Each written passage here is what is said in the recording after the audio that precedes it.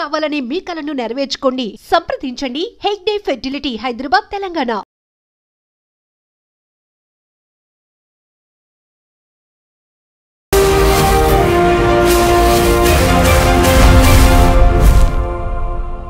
నమస్తే, welcome to I dream social spotlight with Kavitha. 2023 June లో సరూర్ నగర్ లో జరిగినటువంటి ఒక దారుణం సంచలనం కలిగించింది.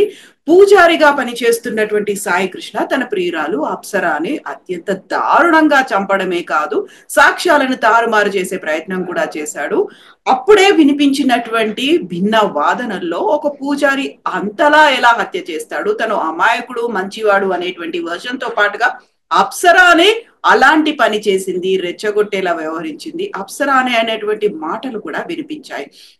ఇప్పుడు కోర్టు మాత్రం యావజ్జీవ కారాగార శిక్ష విధించింది. దీంతో పాటుగా సాక్ష్యాలను తారుమారు చేస్తున్నందుకు మరొక 7 ఏళ్ల అదనపు జైలు శిక్ష కూడా విధించింది. ఓవరాల్ గా సమాజం ఎవరి గురించి మాట్లాడుకోవాలి, ఎవరిని తప్పు పట్టాల్సిన అవసరం ఉంది, ఇందులో అమాయకులు ఎవరు, నిందితులు ఎవరు, దీని గురించి మాట్లాడుకుందాం. మనతో పాటుగా ఉన్నారు ప్రముఖ హేతువాది బాబు గోగినేని గారు. బాబు గారు నమస్కారం అండి. నమస్కారం. గతంలోనే మన 2023లో ఈ సంఘటన జరిగినప్పుడు దీని గురించి మనం చర్చించుకున్నాం, మాట్లాడుకున్నాం. యాక్చువల్ గా అప్సరాని ఎందుకు ఒక తప్పు చేసిన దానిగా తనే ప్రేరేపిస్తోంది, సాయి కృష్ణ అమాయకుడు అన్న వర్షన్స్ వినిపించాయి. అతను పూజారి అండి, అతను బ్రాహ్మణుడు అండి, గుళ్ళో పూజలు చేస్తాడండి, మా మంచి కోసం మాట్లాడతారండి అనుకునేటువంటి వర్షన్స్ అని వినిపించాయి తప్ప దాన్ని యాక్సెప్ట్ చేయలేదు. బట్ థ్యాంక్స్ టు కోర్ట్ పక్క ఆధారాలతో శిక్ష కూడా విధించింది. ఈ హోల్ సిచ్యువేషన్ ని మీరు ఎలా చూస్తున్నారు అసలు? మొట్టమొదటి విషయం అండి, పోలీసులు ఎంతో ఎగ్జాంపులరీగా ఇన్వెస్టిగేషన్ కండక్ట్ చేసి తర్వాత కోర్టుకి ఆ ఎవిడెన్స్ సబ్మిట్ చేసి ప్రాసిక్యూషన్ సక్సెస్ కారణంగా నిందితుడికి శిక్ష పడింది దోషిగా తేల్చాక.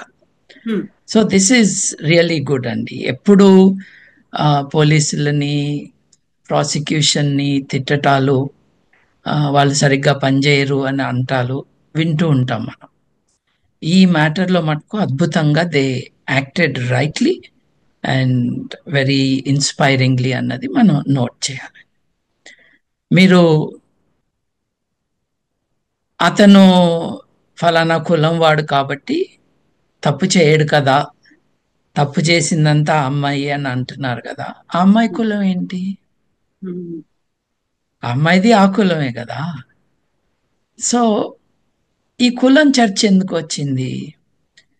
అతను పూజారి కాబట్టి, పూజారులు తప్పు చేయరు కాబట్టి అన్నట్టుగా మాట్లాడుతున్నారు. సమాజంలో మతపరమైన వ్యవస్థలు దేంట్లో అయినా సరే ఉన్నవారందరూ మంచివారు, నిబద్ధతతో ఉంటారు అని ఒక జనరల్ ఇంప్రెషన్.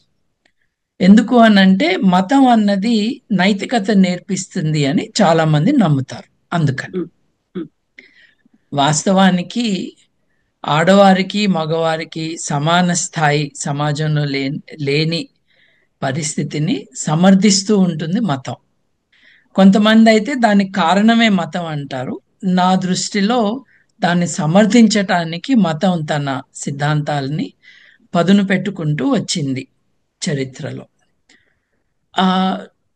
ఒక మతపరమైన సంస్థ నుండి వచ్చిన వారు ఆటోమేటిక్గా నైతికంగా కరెక్ట్గా ఉంటారనటం ఆలోచన లేకుండా మాట్లాడే మాటలు. ఎందుకంటే ప్రపంచంలో దాదాపు ఈ ఆధునిక యుగం లేదు,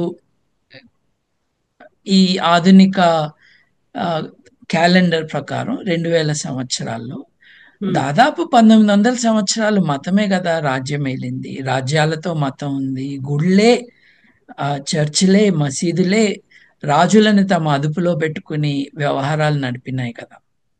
మరి ఈ టైంలో మతస్థులు లేదు, మత నాయకులు లేదు, గుళ్ళో పూజారులు, ఆ చర్చిల్లో పాస్టర్లు, మసీదుల్లో ఉండే ముల్లాలు, వీళ్ళందరూ ఎగ్జాంపులరీ బిహేవియర్ చూపించారా అని అంటే నో అనే వస్తుంది ఆన్సర్. వాళ్ళ మత ప్రకారం నడుచుకున్నారు. మనం మతమే సమాజానికి ఆన్సర్ అనుకుంటే మానవ హక్కులు అక్కర్లేదుగా. మత సిద్ధాంతాలనే మనం ఇంప్లిమెంట్ చేసుకోవాలి. అప్పుడు మతం ఆ పని చేయట్లేదు కాబట్టే మనం మానవ హక్కులు దాన్ని వ్యవస్థీకరించి దాన్ని ఇంప్లిమెంట్ చేయటానికి ఒక సిస్టమ్ పెట్టుకున్నాం, system of justice. So this is the first clarity అండి. రెండోది, పూజారి చంపేశాడు, పూజారి ఎలా చంపుతాడు అనటం కంటే more natural question should be, ప్రేమికుడు ఎలా చంపుతాడు? వాళ్ళు ప్రేమించుకున్నారు, వాళ్ళకి మధ్యన ఒక ఫిజికల్ రిలేషన్ ఉంది, ఉన్నా లేకపోయినా వాళ్ళు కలిసి ఉన్నారు, కలిసి తిరుగుతున్నారు, చంపటం ఎలా వచ్చింది అన్న ప్రశ్న వేసుకోవాలి. పూజారి కాదు, కులం కాదు. కులం ఆటోమేటిక్గా ఏమిస్తుంది? ఏమీ ఇవ్వదు. పవర్ ఇస్తుందేమో, డిస్క్రిమినేషన్కి, వివక్ష చూపటానికి అవకాశం ఇస్తుంది. సత్ప్రవర్తనకి కులానికి సంబంధం లేదు.